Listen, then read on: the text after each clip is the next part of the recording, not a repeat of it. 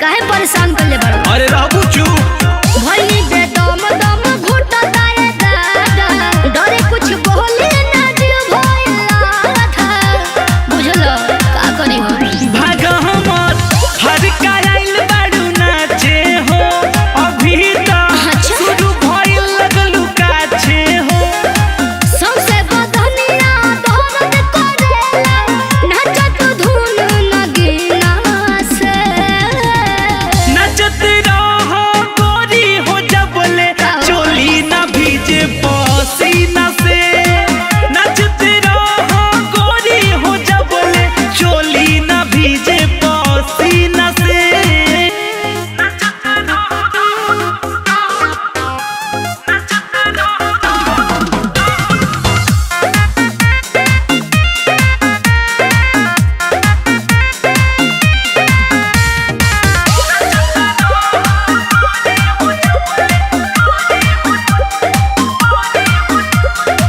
मुँह में धारावा जनी नमरी बनसुआ, बन जनी बस आइल बानी तहरा गौआ।